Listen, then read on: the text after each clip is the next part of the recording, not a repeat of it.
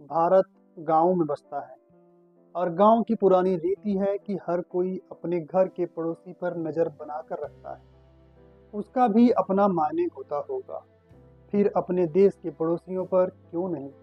साल 1971 भारत पाकिस्तान और बांग्लादेश के इतिहास में काफ़ी अहमियत रखता है। उसी साल भारत ने पाकिस्तान को वह जख्म दिया था जिसकी टीस पाकिस्तान को हमेशा महसूस होती रहेगी। बांग्लादेश की बात करें तो यह वही साल था जब दुनिया के नक्शे पर बांग्लादेश एक स्वतंत्र देश के रूप में उभरा। 1971 के उस इतिहास बदलने वाले युद्ध की शुरुआत 3 दिसंबर 1971 को हुई थी। जी नमस्कार, मैं श्याम सुंदर इस एपिसोड में पाकिस्तान के दो टुकड़े और बांग्लादेश के अस्तित्व में आने और आज का बांग्लादेश जिस कदर सुलग रहा है कि पूरी कहानी को इस वीडियो में समेटने वाले हैं। अंत तक बने रहें। आपको बता दूं कि भारत की आज़ादी के साथ ही 14 अगस्त 1947 को पाकिस्तान भी आज़ाद हो गया था, जिसके दो खंड थे, एक वर्तमान पाकिस्तान और दूसरी पूर्वी पाकिस्तान। पूर्वी पाकिस्तान से संबंध रखने वाले शेख मुजीबुर रहमान पाकिस्तानी शासन से नाखुश थे। वे पूर्वी पाकिस्तान की स्वायत्तता के लिए शुरू से संघर्ष कर रहे थे। उन्होंने इसके लिए 6 सूत्री कार्यक्रम की घोषणा की थी। इन सब बातों से वह पाकिस्तानी शासन की आंख की किरकिरी बन चुके थे। साथ ही कुछ अन्य बंगाली नेता भी पाकिस्तान के निशाने पर थे। उनके दमन के लिए और बगावत की आवाज़ को हमेशा से दबाने के मकसद से शेख मुजीबुर रहमान और बंगाली नेताओं पर अलगाववादी आंदोलन के लिए मुकदमा चलाया गया, लेकिन पाकिस्तान की यह चाल खुद उस पर भारी पड़ गई। मुजीबुर रहमान इससे पूर्वी पाकिस्तान के लोगों की नज़र में हीरो बन गए और पाकिस्तान बैक फुट पर आ गया और मुजीबुर रहमान के खिलाफ षड्यंत्र के केस को वापस ले लिया।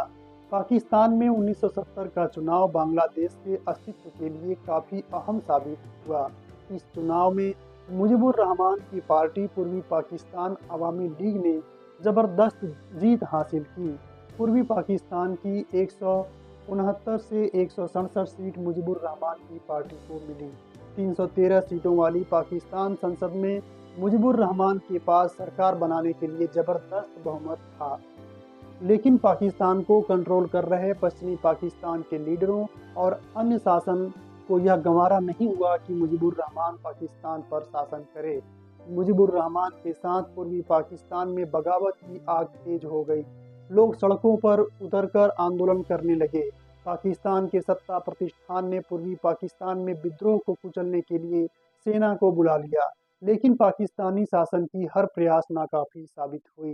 पूर्वी पाकिस्तान में आज़ादी का आंदोलन दिन ब दिन तेज होता जा रहा था। पाकिस्तान की सेना आंदोलन को दबाने के लिए अत्याचार का सहारा लिया।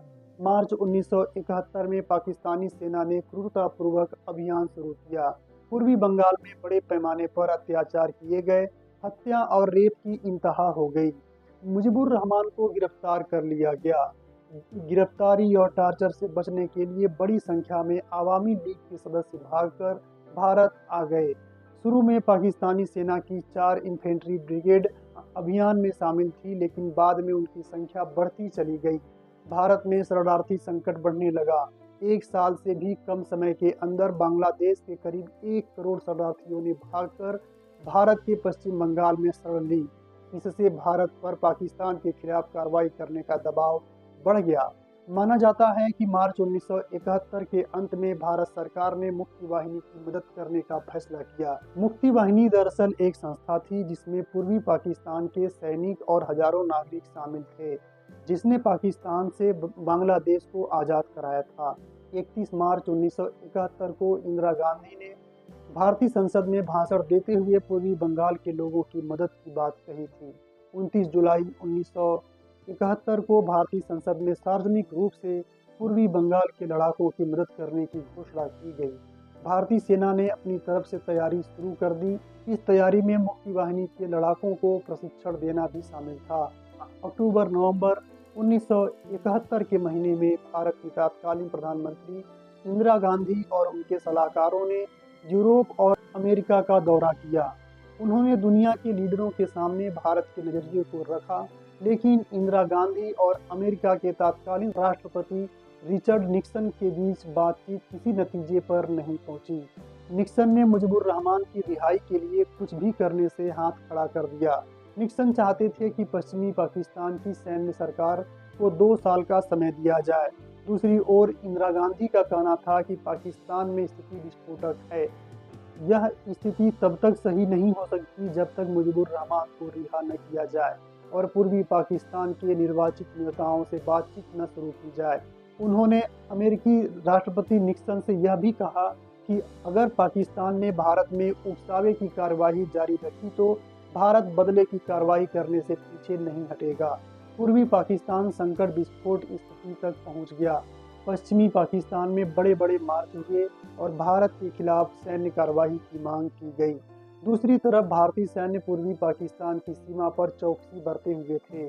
23 नवंबर 1971 को पाकिस्तान के राष्ट्रपति याह्या खान ने पाकिस्तानियों से युद्ध के लिए तैयार रहने को कहा।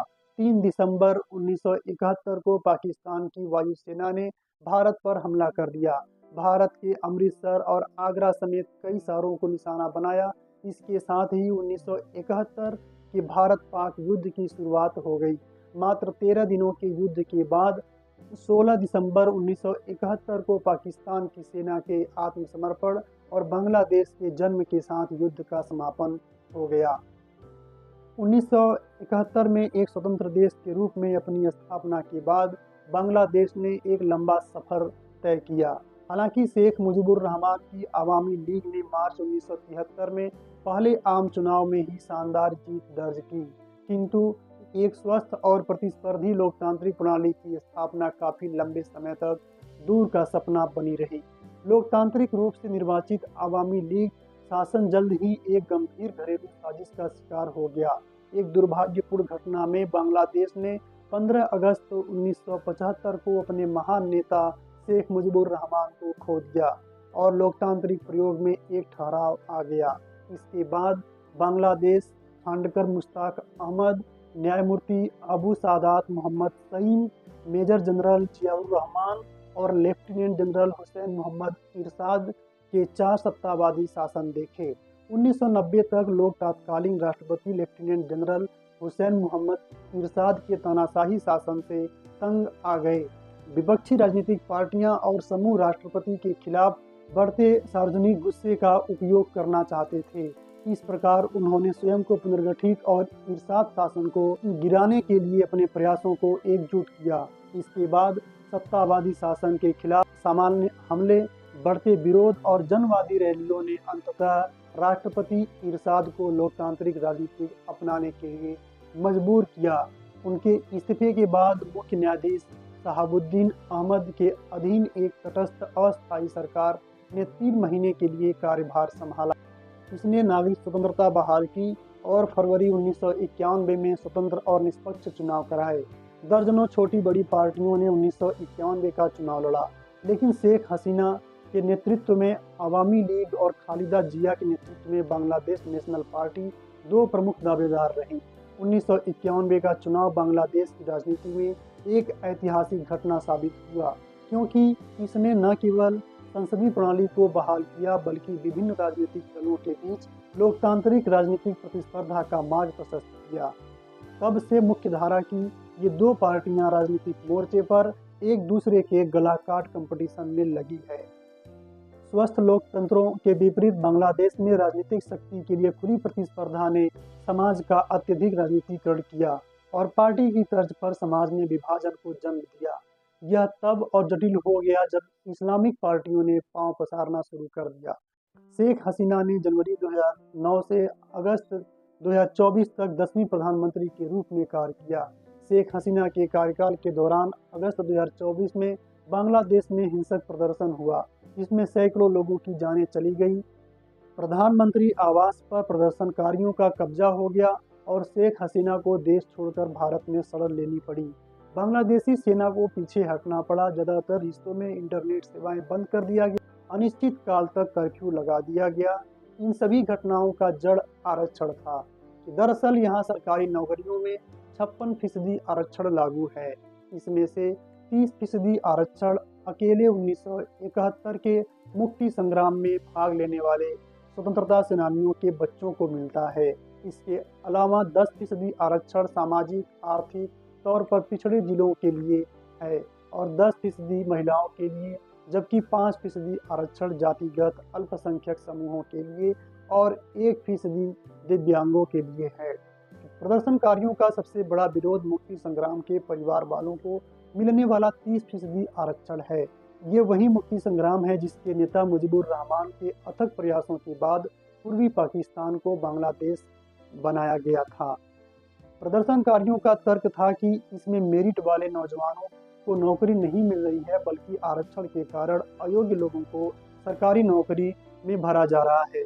छात्रों के उग्र प्रदर्शन के बाद सरकार ने अधिकांश आरक्षण कोटा वापस ले लिया। बावजूद भी प्रदर्शन की उग्रता को लेकर बांग्लादेशी सरकार ने बांग्लादेश की सर्वोच्च अदालत में प्रदर्शनकारियों को गोली मारने वाली याचिका दाखिल की, जिससे मामला और बिगड़ा और प्रदर्शनकारी छात्र नेताओं ने शेख हसीना के इस्तीफे की मांग को लेकर सविनय अवज्ञा आंदोलन की घोषणा कर दी। शेख हसीना ने प्रधानमंत्री पद से इस्तीफा भी दे दिया और सुरक्षा दृष्टिकोण से देश छोड़कर भारत में शरण ली। लगभग 5 दशक में पहली बार इतनी बड़ी हिंसा बांग्लादेश को देखना पड़ा। उसके बाद धार्मिक हिंसा। वर्तमान की बात करें तो बांग्लादेश में तख्ता पलट के 4 महीने पूरे हो जा रहे हैं, पर अभी भी वहां हालात चिंताजनक है। वहां की कानून व्यवस्था दिनों दिन बिगड़ती जा रही है। वहां के अल्पसंख्यकों की सुरक्षा लगातार खतरे में है। धर्म विशेष को टारगेट किया जा रहा है। हिंसा की हुई घटना के बाद से बांग्लादेश में अंतरिम सरकार है। इस सरकार पर भी वैधता का संकट है, क्योंकि यह जनता द्वारा चुनी गई सरकार नहीं है। और दूसरी बात यह कि वर्तमान सरकार निकट भविष्य में चुनाव कराने के बारे में सोच भी नहीं रही है। आपको बता दें कि बांग्लादेश में वर्तमान में मोहम्मद यूनुस के नेतृत्व में सलाहकारों की कार्यवाहक सरकार है, जिस पर अल्पसंख्यकों, उदारवादियों, प्रगतिशीलों, समाजवादियों की रक्षा न करने के आरोप लग रहे हैं। और आरोप यह भी लग रहा है कि 5 अगस्त के बाद जो अंतरिम सरकार गठित हुई है, उसके बाद ज़्यादातर जो नियुक्तियां हुई है वे उन्हीं की पार्टी के सदस्यों की हुई है। वे विश्वविद्यालयों में कुलपति बन गए, न्यायपालिका, प्रशासन, सेवा, पुलिस में भी उन्हें पद मिल गए हैं। यह कोई नई बात नहीं है कि बांग्लादेश में कट्टरपंथियों के ऐसे समूह मुक्ति वाहिनी के समय से ही रहे हैं, जिन्होंने सदा पाकिस्तानीकरण का पक्ष किया है। आज ऐसे ही लोग सत्ता में आ गए हैं। इनका मानना है कि बंगबंधु मुजीबुर रहमान के बजाय मोहम्मद अली जिन्ना को राष्ट्रपिता का दर्जा देना चाहिए। ये लोग मानते हैं कि बांग्लादेश का निर्माण तो जिन्ना ने किया था। कट्टरता तरह तरह से फिर से सिर उठाने लगी है। अंतरिम सरकार से वहाँ के लोगों को बड़ी उम्मीदें थी, लेकिन बांग्लादेश में बड़ी संख्या में ऐसे छात्र हैं जो धोखे का अनुभव कर रहे हैं। इस सरकार को कौन चला रहा है, यह भी एक बड़ा सवाल है। कहा तो यहाँ तक जा रहा है कि बांग्लादेश में जो वर्तमान सरकार है उसके पीछे जमात है और जमात के पीछे पाकिस्तान। वर्तमान अंतरिम सरकार के सत्ताधीश मोहम्मद यूनुस के पीछे अमेरिकी समर्थन है। फिर हिंसा तो स्वाभाविक है। बांग्लादेश के लिए भारत की चिंता बिल्कुल जायज़ है। वहाँ जिस किस्म के नारे लग रहे हैं उससे खतरे का अंदाज़ा लगाया जा सकता है। मिसाल के लिए एक नारा लग रहा है कि हमारा बाबर, तुम्हारा बाबर, हर तरफ बाबर बाबर। ध्यान रहे, बाबर का मतलब कोई मुगल काल के बाबर से नहीं है। लुत्फो जमान बाबर बांग्लादेश में पीएनबी यानी बांग्लादेश नेशनल पार्टी और जमात ए इस्लामी की सरकार के समय साल 2001 से 2006 के बीच गृह मंत्री थे। उनके बारे में जांच में खुलासा हुआ था कि भारत के पूर्वोत्तर में हथियारों की तस्करी में उनका हाथ था। तब से भारत विरोधी आतंकियों को बांग्लादेश में शरण मिलती है। आज बाबर को याद करने का मतलब है कि एक बड़ा कट्टरपंथी समूह वहां ऐसा है जो भारत या पूर्वोत्तर भारत को अस्थिर करने का इरादा रखता है। भारत को हर पल सचेत रहना चाहिए। ये रही हमारी राय। आपकी नज़र में यदि कोई शिकायत हो तो कमेंट कर सकते हैं, और यदि हमारी काम आपको पसंद आई हो तो चैनल को सब्सक्राइब भी कर लीजिए। बहुत बहुत धन्यवाद।